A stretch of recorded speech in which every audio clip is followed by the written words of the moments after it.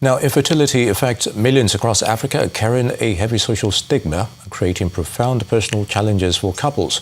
While the rate of infertility is similar to the rest of the world, access to treatment like vitro fertilization or IVF remains limited and often unaffordable for many. The high cost of single IVF cycle, which can reach several $1,000s, puts it out of the reach of most. Well, this is compounded by deep-seated cultural taboos that can prevent couples from seeking help. However, hope is growing. Countries like South Africa, Nigeria and Kenya are seeing a rise in fertility clinics. South Africa in particular has become a regional hub for fertility tourism, offering success rates that match global standards. Experts say overcoming the stigma is as crucial as expanding medical access. Public awareness campaigns are working to reframe infertility as a medical condition, not a personal failure. With greater government support and technological advances, IVF is poised to offer new hope to countless couples hoping to build a family. Now, joining us for an expert analysis of the subject of infertility and IVF in Africa is a fertility specialist, Dr. Toyin Olarewaju. Doctor, it's good to have you with us. Thank you. A privilege. All right. So, how would you assess infertility rates in Nigeria? And of course, immediate causes might be a little bit wide because it involves both male and female, but you do your thing. Okay, so statistics have shown that 3 out of 10 couples are going to face the challenge of infertility. Now, the cause is mixed. We have what we call male factor, female factor, and then just a combination. So 30% of the time, it could be the female, 30% the male, 30% it could be a combined factor, and for 10%, we call it unexplained infertility. Well, we don't really know why. Some people say it's village people. But whatever the cause is, what fertility clinics are trying to do is to overcome these challenges and help these people enjoy the joy of fatherhood and motherhood. And I believe, I saw the introduction, it says South Africa. I believe Nigeria is becoming a major hub for IVF and other fertility clinics. People come from all over the world to Nigeria. So when you see medical tourism in Nigeria, most of them is because of fertility issues. You know, this is one trauma or one issue that a lot of couples are dealing with, especially in Nigeria. Now, at what point does a couple need to consider IVF? And I'd even like you to even define what fertility is for a couple. At what point do they know that, oh, okay, we need to consult a medical practitioner?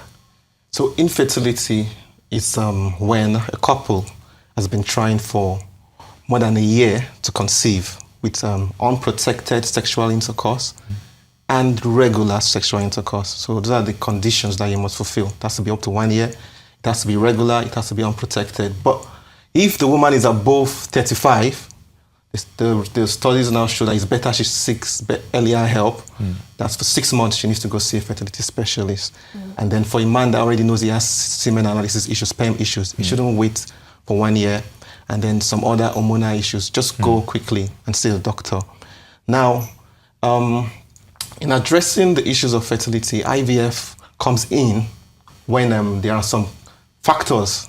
Now I mentioned the female factors, some female factors where you just need to do IVF. When there is a blocked tube, because what we'll first do is investigation. We want to investigate the couple and find out why is this not happening yet.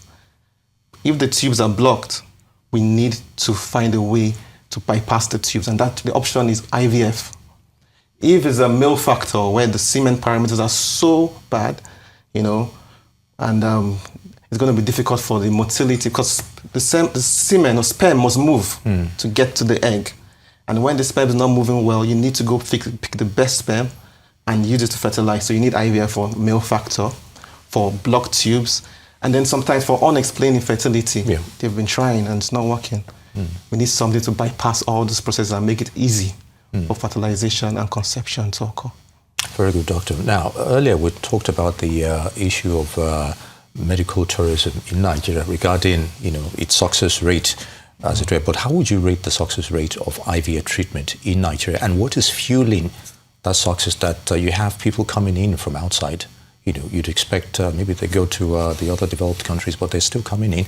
And not even beyond IVF treatment. When it comes to cancer research, we're seeing more, you know, specialized clinics springing up. But IVF now, What's fueling the success rate? So the mind of the Nigerian. The Nigerians are brilliant, innovative. If you look at statistics all over the world, Nigerian doctors are actually doing well. So the same doctors that we're exporting are still in Nigeria. So we have the know-how. Number two, the government has helped in a way because there are some factors. What helps a higher chance of you having a successful IVF cycle? One of it is the number of embryos you are allowed to transfer. So most clinics in Nigeria transfer 2, 3. There's some countries that wouldn't do more than 1. So if you transfer 3 embryos, there's a higher chance that you at least get 1 to survive, isn't it? So people that want twins, we love babies in Nigeria. So people that want twins, they come to Nigeria. People that want the best, because I can tell you for fertility medicine, and like you said, cancer research, we have one of the best, we have some of the best practitioners in the world in Nigeria. So I believe some of these factors have aided the rise of IVF clinic and fertility treatment. Which also borders on the issue of affordability for Nigerians themselves. Okay, if we've been having success with IVF treatment, how can we transform that success rate, in terms of affordability for those who are actually in need and can't go out and they're right there? So I did the research and I checked how much does IVF really cost in Nigeria, and I saw it's a range. The range from 2.5, that's with medication, to around 6 to 7 million. Now you cut your quota according to your size.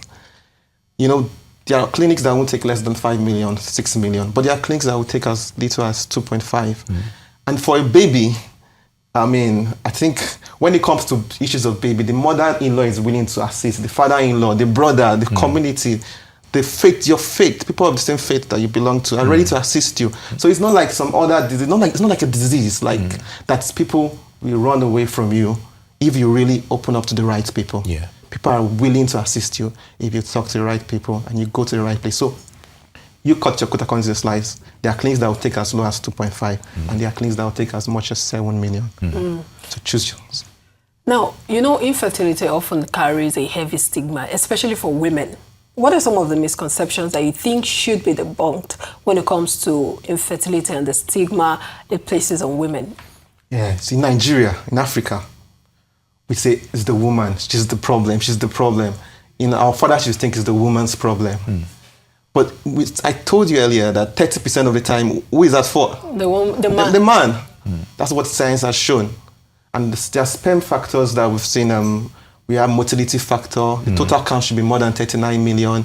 And then morphology, how it looks. So you could even be having a high sperm count, but they are all not good. So it is everybody that should come together to fight this challenge. And this is one of the ways we can solve this, by educating the public that when a woman hasn't gotten pregnant yet, it's not really her fault. There are issues that are over like the man factors, the combined factors, and then sometimes even stress, emotional stress, not being able to rest, even career, trying to meet up. All these things can come together to delay the time a woman tries to have her own family, which could lead to a problem of infertility later, and also lead to problems that has to do with you having children later in life. So I believe the education is the key. Educate the public, educate the girl child, educate the male child, then community campaigns, and then radio shows and TV shows like this, trying to tell the public that the woman is not responsible. When the pressure is off the woman, she can relax and get pregnant easily. All right, just before we let you go, because we're fast running out of time, I'm interested in the combined factors when both partners are actually, they have issues, infertility issues. This is not a death knell. So is there hope? Is there a way out here, depending on the gravity of their ailment? So there are 3 major supports that most fertility can offer. It's something we call the own circle, where both garments that we use is from the man and the woman. The second is called the donor circle, where you can actually borrow garments. You look at characteristics that are similar to you. And then we try and use that to get gametes for you to help. Gametes are the sperm cell and the egg that we get from the woman. And then there's a third circle, which is called the surrogacy circle, where we can actually get someone to carry the baby for the woman. So we know there are a lot of questions surrounding that surrogacy, but we'll not go into that because of time. We'll have to wrap it up here, but it's been really educative. Thank you so much, Dr. Toyin Olarewaju, fertility expert.